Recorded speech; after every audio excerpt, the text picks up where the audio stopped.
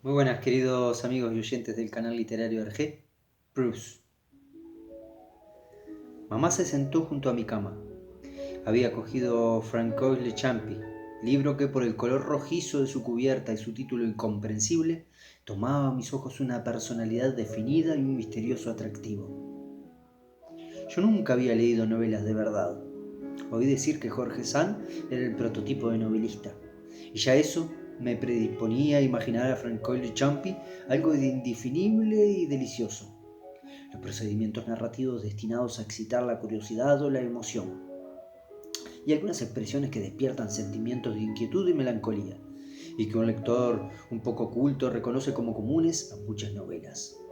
Me parecían a mí únicos porque yo consideraba un libro nuevo, no como una cosa de la que hay muchas semejantes, sino como una persona única, sin razón, sin una forma de existir más que en sí misma. Y se me representaba como una emanación inquietante de la esencia particular de Francois Le Champi. Percibía yo, por debajo de aquellos acontecimientos tan corrientes, de aquellas cosas tan ordinarias y de aquellas palabras tan usuales, algo como una extraña entonación, como una acentuación rara. La acción comenzaba a enredarse y la encontraba oscura con tanto más motivo que por aquel tiempo, muchas veces, al estar leyendo me ponía a pensar en otra cosa por espacio de páginas enteras. Y a las lagunas que esta distracción abría en el relato, se añadía, cuando era mamá la que me leía alto, el que se saltaba todas las escenas de amor, y todos los raros cambios que suceden en la actitud respectiva de la molinera y del muchacho, y que solo se explican por el avance de un amor que nace. Se me aparecían teñidos de un profundo misterio, que yo creía que tenía su origen en ese nombre desconocido y suave de Champi, nombre que vertía, sin que yo supiera por qué, sobre el niño que lo llevaba su color vivo, purpúreo y encantador. Si mi madre no era una lectora fiel, lo era en cambio admirable para aquellas obras en que veía el acento de un sentimiento sincero, por el respeto, la sencillez de la interpretación, por la hermosura y suavidad de su tono. En la misma vida, cuando eran personas vivas y no obras de arte las que excitaban su ternura, su admiración, conmovía el ver con qué diferencias apartaba de su voz, sus ademanes o de sus palabras el relámpago de alegría que hubiera podido hacer daño a esa madre que perdió un hijo hacía tiempo. El recuerdo de un día de cumpleaños o de santo que trajera a la mente de un viejo sus muchos años, o la frase de asuntos domésticos acaso desagradables para este joven sabio. Asimismo, cuando leía la prosa de Jorge Sand, que respira siempre esa bondad, esa distinción moral que mi abuela enseñara a mi madre a considerar como superiores a todos en la vida, y que mucho más tarde le enseñé yo a considerar como superiores a todos en los libros, atenta a desterrar de su voz toda pequeñez y afectación que pudieran poner obstáculo a la ola potente del sentimiento, revestida de toda natural ternura y de toda amplia suavidad que exigían a estas frases que parecían escritas para su voz y que, por decirlo así, entraban cabalmente en el registro de su sensibilidad. Para iniciarlas en el tono que es menester encontraba ese acento cordial que existió antes que ellas y que las dictó, pero que las palabras no indican. Y gracias a ese acento amortiguaba al pasar toda crudeza en los tiempos de los verbos. Daba al imperfecto y al perfecto la dulzura que hay en lo bondadoso y la melancolía que hay en la ternura.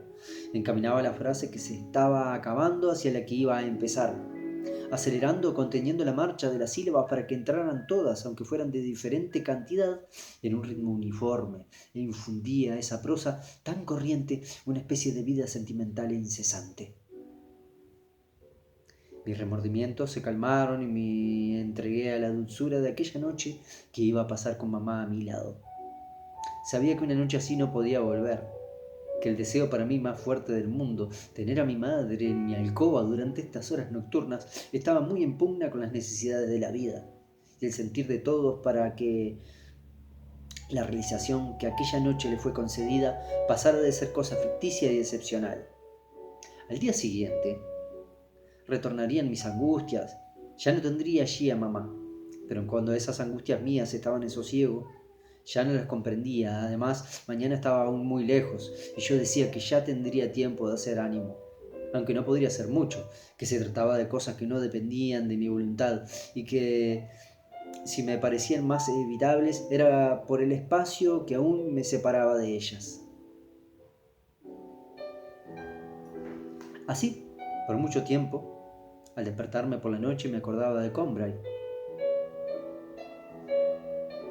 Nunca vi más que esa especie de destructor luminoso destacándose sobre un fondo de indistintas tinieblas, como esos que el resplandor de una bengala o de una proyección eléctrica alumbran y seccionan en un edificio, cuyas restantes partes siguen sumidas en la oscuridad.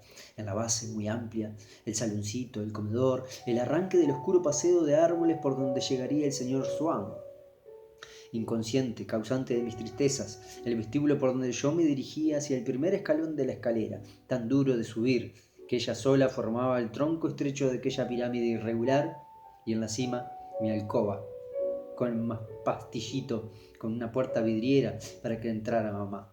Todo ello visto siempre a la misma hora, aislado de lo que hubiera alrededor y destacándose exclusivamente en la oscuridad, como para formar la decoración estrictamente necesaria, igual que esas que indican el comienzo de las comedias antiguas para las representaciones de provincias, al drama que de desnudarse, como si Combray consistiera tan solo en 2 pisos unidos por una estrecha escalera, y en una hora única, las 7 de la tarde. A decir verdad, yo hubiera podido contestar a quien me lo preguntara que en Combray había otras cosas, y que Combray existía a otras horas. Pero como lo que yo habría recordado de eso serían cosas venidas por la memoria voluntaria, la memoria de la inteligencia y los datos que ella da respecto al pasado, no conservan de él nada. Nunca tuve ganas de pensar en todo lo demás de Combray. En realidad, aquello estaba muerto para mí. ¿Por siempre muerto? ¿Por siempre? ¿Era posible? En esto entra el azar por mucho, y un segundo azar, el de nuestra muerte. No nos deja muchas veces que esperemos pacientemente los favores del primero.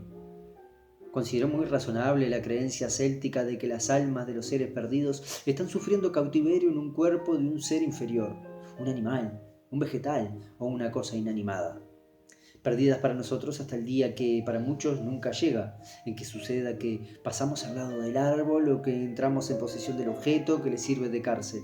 Entonces se estremecen, nos llaman y en cuanto lo reconocemos se rompe el maleficio y liberadas por nosotros vencen a la muerte y tornan a vivir en nuestra compañía. Así ocurre con nuestro pasado. Es trabajo perdido el querer evocarlo e inútiles todos los afanes de nuestra inteligencia. Ocúltase fuera de sus dominios y de su alcance, en un objeto material, en la sensación de que ese objeto material nos daría, que no sospechamos. Y del azar depende que nos encontremos con ese objeto antes que nos llegue la muerte o que no lo encontremos nunca.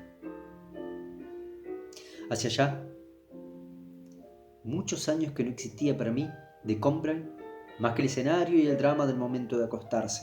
Cuando un día de invierno, al volver a casa, mi madre, viendo que yo tenía frío, me propuso que tomara, en contra de mi costumbre, una taza de té.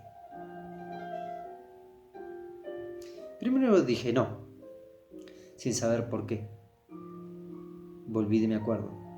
Mandó mi madre por uno de esos bollos cortos, abultados, que llaman magdalenas, que parece que tienen por molde una valva de concha de peregrino. Y muy pronto, abrumado por el triste día que había pasado y por la perspectiva de otro tan melancólico por venir, me llevé a los labios una cucharada de té en el que había echado un trozo de magdalena. Pero en el mismo instante que aquel trago con la miga del bollo tocó mi paladar, me estremecí. Fija mi atención en algo extraordinario que ocurría en mi interior. Un placer delicioso me invadió. Me aisló sin noción de lo que lo causaba, y él me convirtió a las vicisitudes de la vida en indiferentes, sus desastres en inofensivos, su brevedad en ilusoria. Todo del mismo modo que opera el amor, llenándose de una esencia preciosa. Pero mejor dicho, esa esencia no es que estuviera en mí, es que era yo mismo. Dejé de sentirme mediocre, contingente y mortal. A leer, muchachos.